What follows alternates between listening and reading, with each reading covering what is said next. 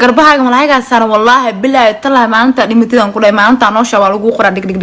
lagu leemugido waa lagu kala saaraa dambiga soo kala badan yahay oo u kala xanuun badan yahay soo kala yara oo kala dambi badan yahay oo u kala xanuun badan yahay soo mugid laakiin hada iska ka dhigay kawar wadaad gar dheer leh asaan u socda abaay macanta aniga ha wallahi billahi wiliga waxaas ma soo arkinay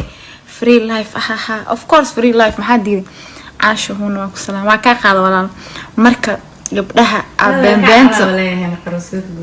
ha ana ilkeyga cagaar ee noqdaan lisno tome jay ka qab adile runta sheegtay ha maxaa ku wastanta aniga ado sii jeedido dabada sida qolnahu eeg maaragta aan dabada ka galiye yaa ku wastante saado ku wastantida aan ku wastama what the fuck نحن كاي قطع بعد كامل يسار محاوس أجل واي حشونة صعبي أنا اللي فرمارتا ما يملو فرعي ازددت هدي ربتت ازددت نيلي عمبا حد يقصو هذا ها ايه بعد إير لبنشان وحالك شيكين وحانا كلا صعدو ورك نوصو كلا شيء نيلي آن وقالي وستما نيلي وستما ناكت محاسي لوغ جح شاك مينا يا صقلي حرفانتا محو داي حرفانتاس adiga oo kale ku heesta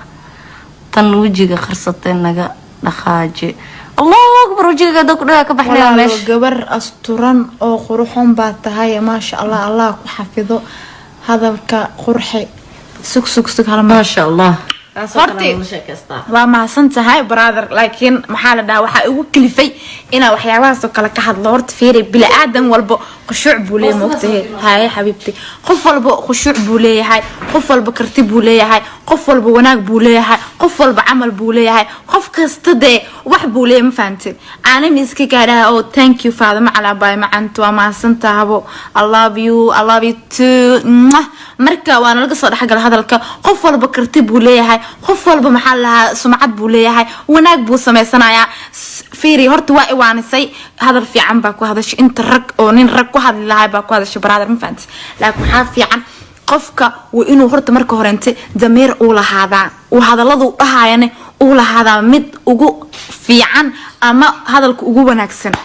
iska hadal loo ma hadla ma fahantin brother meesha yaanyuurin libaax ma joogaan oo iska hadal u hadlaan oo aqligoodna og moogtay libaaxna ma joog yaanyuurna ma joogto Allah ku isayse walaal thank you amoolid abo waa maasanta laakiin waxa fiican qof walba sumcadiisa iyo sharaftiisa inuu ka hadlo ragga Soomaaliyeed aad iyo aad u khaldan yihiin dumarka Soomaaliyeedna aad iyo aqali u khaldan kala qaladkooda inay qaataan because maanta dadka dhan way wastamaan of course naya wastanto nina wastamo ana kula hadlaya wastamo wale wasa maxay ka qaaday nolosha free aan baad fiida daartina xada youtube ka dhigam faanti ana wax ma iga gelin laakiin se runta waa shay qaali ah runta la isku manacade runta wax la isku jeclaado ma faanti honna waxay noo qari nimanka wuxuu nimankan qooqan kan dheh hore u socobeeyay thank you walaalaka beeba iisoo qorin thank you ninkeyga ay ugu diray walaal si galbi only need ma ciyaarna hada eeka kacay yaa waay